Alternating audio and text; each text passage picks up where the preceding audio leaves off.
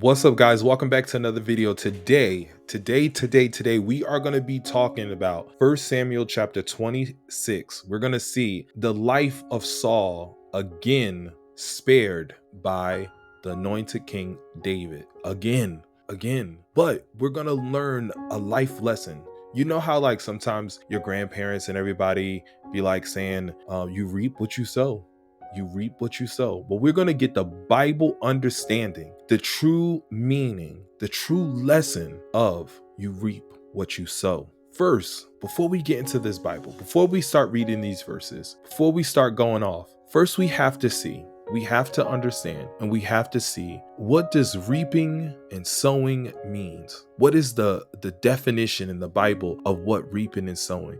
Or what is the definition behind it? So I looked up some in the Bible, and I'm going to give you of what is reaping or reap. First, the facts are the reaping of God's care. For example, the birds of the air do not reap, and God cares for them. Of how much greater value are believers like us? We see that in Matthew chapter 6 verse 26 and Luke chapter 12 verse 24. Also we see the reaper of judgment, the tares or unbelievers of the earth shall be reaped, gathered and burned. People that are unbelievers will be gathered up, reaped up, tied together, and then burned.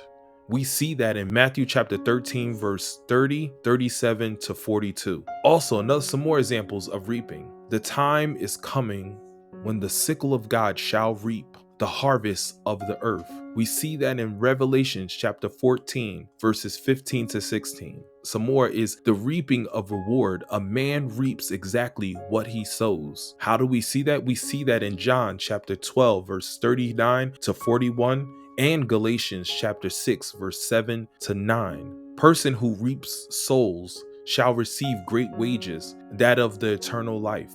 John chapter 4 verse 35 to 38. The person who sows little shall reap little. The person who sows much shall reap much. In 2 Corinthians chapter 9 verse 26. The reaping of souls. The fields of souls are ripe for harvest. That's going out and evangelizing. That's doing exactly what I'm doing on YouTube. I'm going out and I know that people want the food.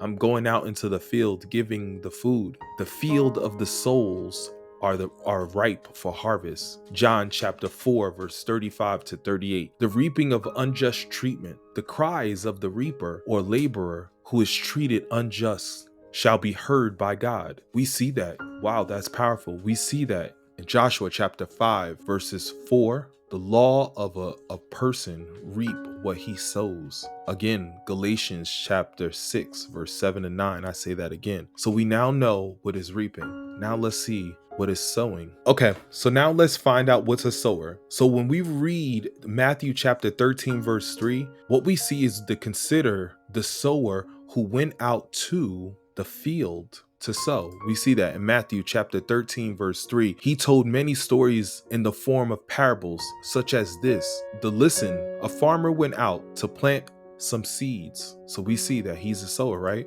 Also, what we see, the sower sows the word. In Mark chapter 4 verse 14, the farmer plants seed by taking God's word to others. That's a sower, right? So we see that. So let's jump into this word and let's see where it takes us. We're going to be reading from 1 Samuel chapter 26 verses 1 to 13. And it reads, Now some men from Ziph came to Saul in Gibeah to tell him David is hiding on the hills of Ekelah, which overlooks Jeshimon.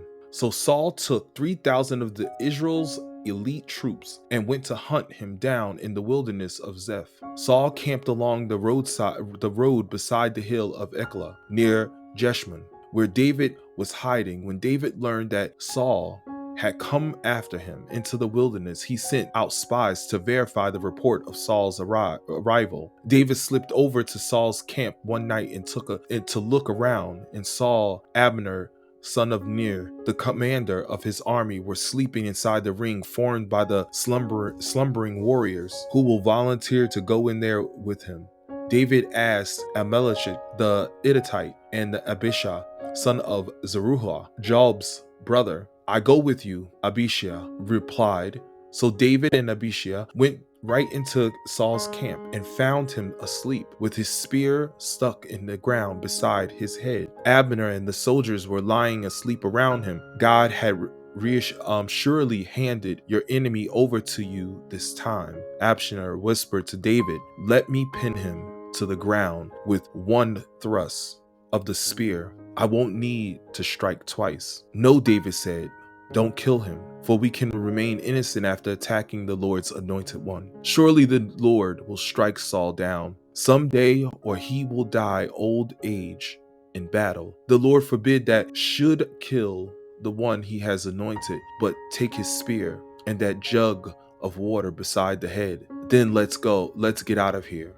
So David took the spear and jug of water that were near Saul's head. Then he and Abishai got away without anyone seeing them, even waking up, because the Lord had put Saul's men into a deep sleep. David climbed the hill opposite of the camp until he was at a safe distance. Then he shouted down to the soldiers, to Abner, son of Ner, wake up, Abner. Who is it? Abner demanded. Well, Abner, you're a great man, aren't you? David taunted. Where in all Israel is there anyone as mighty? So why haven't you guarded your master the king when someone came to kill him? This isn't good at all. I swear by the Lord that you and your men deserve to die because you failed to protect your master, the Lord's anointed one. Look around. Where are the king's spear and the jug of water that were beside his head? Saul recognized David. So 16, this isn't good at all. I swear by the Lord that you and your men deserve to die because you failed to protect your master, the Lord's anointed. Look around. Where are the king's spears and the jug of water that was beside his head? So now we see in chapter 26, verses 1 to 4, we're going to break down 1 to 4 right now and see how the betrayal of David and Saul's renewal of his pursuit. What we also see, a heart filled with anger and murder. And we're going to see who has that heart filled with anger and murder. David was betrayed by the Ziphites. Saul set out to pursue David in the desert of Zeph. Saul took 3,000 track troops, elite troops, camped on the hill of Ekelah. David stayed hidden in the desert. He sent out scouts. We see that he sent out scouts to verify the report, right? He learned where Saul had camped. Now it gets good. The bold secret venture of David into Saul's camp. We see under the cloak of darkness, a heart set on never harming God's anointed. We're going to see that in the verses 5 to 13. Let's break that down. Seeing it, David sneaks up to Saul's camp. But I want you to notice where Saul and Abner were sleeping. David asked for a volunteer to sneak into Saul's camp with him. The two soldiers asked Ahimelech and Hittite, Abishai, David's nephew. Abishai volunteered. David and Abishai sneaked right up to where Saul was sleeping. That's like, he should be guarded like the president of the United States. But they were able, two soldiers were able to sneak in. His spear was by his head. We see that. His soldiers and Abner were in a deep sleep put on by God. Abner whispered that this was a God-given opportunity. He requested the right to kill Saul with his own spear. But David, the anointed King David, refused to harm Saul, saving his life, saying that he was the Lord's anointed one. He was the Lord's anointed one. Why was he the Lord's anointed one? Because David would become guilty before God. He will become guilty before God if he killed Saul. And guilt is a sin. We are not to have guilt or shame or fear, because vengeance is the Lord's, and the Lord will judge Saul in his own time, in his own way, right? Because David feared the Lord. David had reverence and respect for the Lord. He communed with the Lord. But we also see that David and Abner sneaked back out of Saul's camp. They snuck back out of the camp and not even being detected. They took Saul's spear, a symbol of authority. That's what it is. That's why the spear was so important. The symbol of authority. And the water jug was a symbol of life. We see that. They were not detected at all. Nobody seen them. Why? The Lord has sent a deep sleep upon Saul and his troops. They crossed over to the other side and stood on top of the mountain, on top of the hill, safe distance away, right? And then what happened? The charge of David against Abner, failing to protect God's anointed one, deserving to die, a lesson on neglect. This is a lesson on neglect, unfaithfulness to protect God's anointed one. We see that in 14 and 16, 14 to 16. And what did he say? What did he say? David called out and woke Abner and the troops, his manhood. David challenges Abner's manhood. He tells him that he's irresponsibly and neglectful. David charges Abner with a terrible failure, issued a legal verdict. What was that verdict? Death.